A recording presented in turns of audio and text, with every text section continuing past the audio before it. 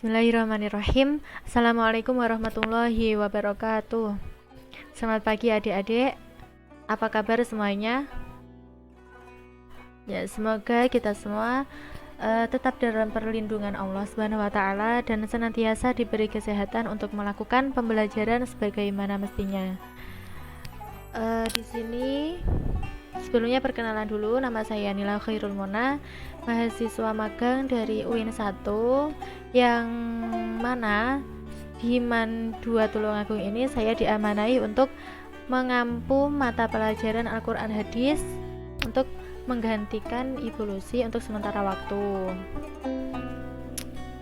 Lebih tepatnya yaitu kita akan bertemu pada 6 pertemuan ke depan, yang mana prosesnya untuk pertemuan yang pertama dan kedua kita akan membahas materi bab keempat, kemudian pertemuan yang ketiga kita ulangan harian mengenai bab tersebut.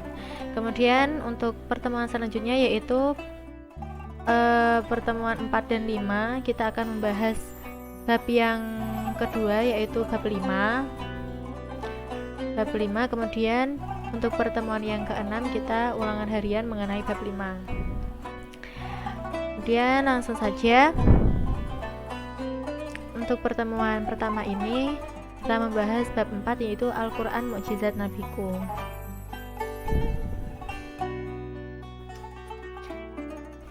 Jadi pertama-tama kita membahas mengenai kemukjizatan Al-Quran. Nah, di sana bisa dilihat terdapat gambar Al-Quran, kemudian ada tulisannya Al-Quran adalah mukjizat. Nah, tugas kalian yaitu mengamati gambar tersebut, kemudian kalian mengemukakan pendapat mengenai Al-Quran. Jadi kalian deskripsikan sesuai yang ada di pikiran kalian mengenai gambar tersebut. Nah, setelah itu kita akan membahas mengenai pengertian mukjizat. Ada yang sudah tahu? Nah, secara etimologi itu bahasa, cara bahasa. Jadi mukjizat berarti melemahkan atau mengalahkan lawan. Nah, itu pada mulanya pengertiannya melemahkan atau mengalahkan lawan. Kemudian seiring perkembangan waktu, kata mukjizat berarti sesuatu yang hebat atau luar biasa. Nah, kita lihat dulu secara terminologi atau secara istilah, yaitu mukjizat adalah hal yang bertolak belakang dengan kebiasaan, yang tidak seperti biasanya dan melawan tantangan dengan selamat. Nah, dalam penggunaannya, kata mukjizat itu hanya diperuntukkan kepada hal-hal luar biasa yang dikaruniakan oleh Allah kepada para nabi dan rasul. Nah, tujuannya itu apa sih? Tujuan diturunkannya mukjizat adalah untuk membuktikan kebenaran pengakuan dan ajaran-ajaran para rasul. Nah, tujuan ini khususnya berkenaan dengan tantangan yang harus dihadapi oleh para nabi dan rasul ketika berdakwah.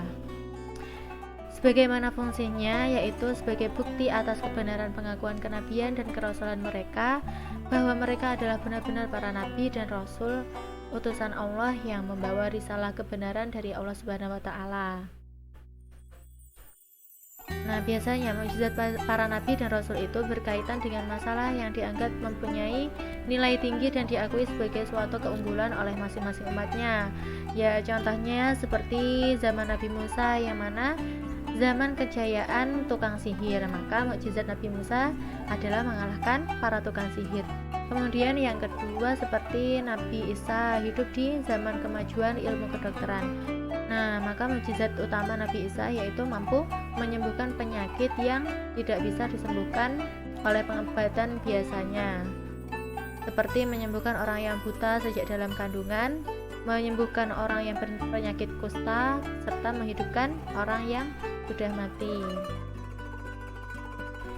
Nah, begitu pula yang terjadi pada zaman hidup Nabi Muhammad SAW, yang mana pada zaman tersebut disebut sebagai zaman jahiliyah.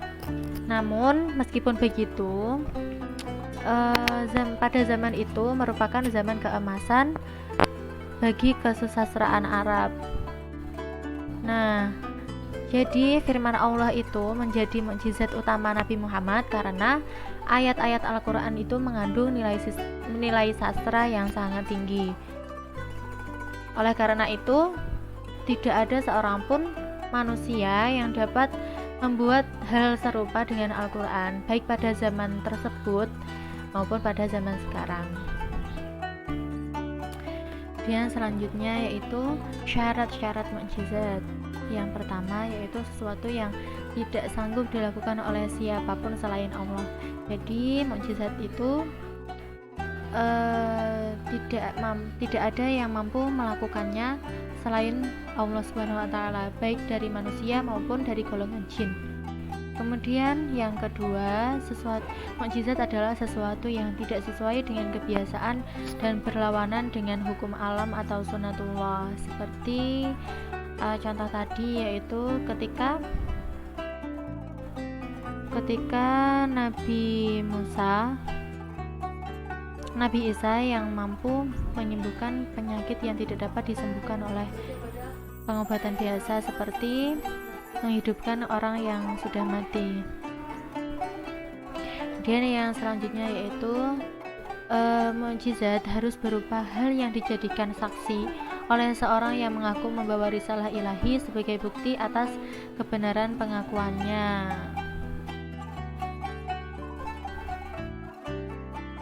Jadi dengan adanya mukjizat tersebut dapat melemahkan perlawanan dari orang-orang kafir. Dapat dijadikan saksi oleh para nabi dan rasul atas kebenaran pengakuannya. Kemudian yang selanjutnya yaitu terjadi bertepatan dengan pengakuan nabi dan penolakan suatu kaum atas pengakuan tersebut, seperti pada Nabi Musa yang tidak percaya akan kenabiannya. Nah, ketika itu Raja Fir'aun dan golongannya mengejarnya sampai pada hamparan antara daratan dan lautan. Kemudian Allah menurunkan mukjizatnya, yaitu membelah lautan dan menjadikannya jalan agar bisa dilewati oleh kelompoknya Nabi Musa. Nah, kemudian Raja Fir'aun ketika itu mengikutinya dari belakang, dan saat berada di tengah lautan, Allah menyatukan kembali lautan tersebut sehingga Raja Fir'aun dan kaumnya tenggelam di lautan. Kemudian yang kelima yaitu tidak ada seorang manusia pun, bahkan jin sekalipun, yang dapat mengalahkan suatu mukjizat yang sudah diberikan oleh Allah. Jadi mau kita berbuat semaksimal mungkin maupun orang yang jenius, pasti dia akan bisa membuat mukjizat yang serupa dengan yang dibuat oleh Allah. Kemudian yang selanjutnya adalah macam-macam mukjizat. Nah, yang pertama yaitu mukjizat hissi atau kasat mata, yakni mukjizat yang dapat dilihat oleh mata, didengar oleh telinga, dicium oleh hidung, diraba oleh tangan, dan atau dirasa oleh lidah. Tegasnya dapat dicapai dan ditangkap oleh panca indera. Nah, mukjizat ini sengaja ditunjukkan atau diperlihatkan manusia biasa, yakni mereka yang tidak biasa menggunakan kecerdasan akal pikirannya, yang tidak cakap pada pandangan mata hatinya, dan yang rendah budi dan perasaannya. Karena bisa dicapai dengan panca indera, maka mukjizat ini bisa juga disebut sebagai mukjizat indrawi. Nah, mukjizat hissi ini dibatasi oleh ruang dan waktu, artinya hanya diperlihatkan kepada umat tertentu dan di masa tertentu. Berbeda dengan mukjizat macam yang kedua, yaitu mukjizat ma'nawi atau tidak kasat mata, yang mana mukjizat tersebut tidak mungkin dapat dicapai dengan kekuatan panca indera, tetapi harus dicapai dengan kekuatan akli atau dengan kecerdasan pikiran intelektual atau mata batin. Nah, karena orang yang tidak akan mungkin mengenal mukjizat maknawi ini, melainkan orang yang berpikir sehat, cerdas, bermata hati, berbudi luhur, dan yang suka mempergunakan kecerdasan pikirannya dengan jernih serta jujur.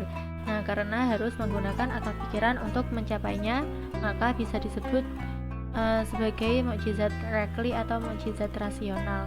Nah, mukjizat hissi ini bersifat sementara, hanya pada saat suatu mukjizat terjadi. Nah, sedangkan untuk yang maknawi ini bersifat universal dan eternal atau abadi, yakni berlaku untuk semua umat manusia sampai akhir zaman, seperti kemukjizatan Al-Quran. Untuk yang selanjutnya yaitu pengertian i'jaz Al-Quran. Kata mukjizat itu diletakkan dengan kitab suci Al-Quran memiliki dua konotasi. Yang pertama, manusia tidak akan mampu membuat redaksi kalimat-kalimat yang bisa menandingi keindahan ayat-ayat Al-Quran, apalagi menyaingi kandungan isi Al-Quran yang banyak sekali menceritakan tentang hal-hal terkait kisah-kisah zaman dahulu, masa sekarang maupun yang akan datang.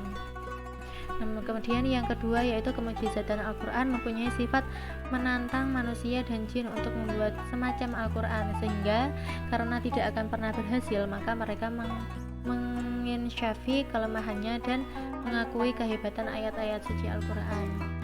Jadi i'jazul Quran adalah teguhnya kehebatan Al-Quran di hadapan kelemahan manusia dan jin yang tidak akan mampu membuat karya sehebat Al-Quran. Nah, di sini Profesor Quraish Shihab juga berpendapat bahwa kemukjizatan Al-Quran itu terbukti karena Al-Quran mampu melemahkan orang-orang kafir pada zaman yang mana mengira Al-Quran itu sebagai sihir. Kemudian Al-Quran ini juga mampu melemahkan orang-orang pada masa kini yang ingin membuat kalimat-kalimat seindah ayat-ayat Al-Quran, karena siapapun itu tidak akan mampu membuatnya.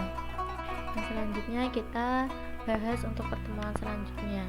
Jadi untuk pertemuan kali ini, jika ada yang ditanyakan bisa melalui grup WA.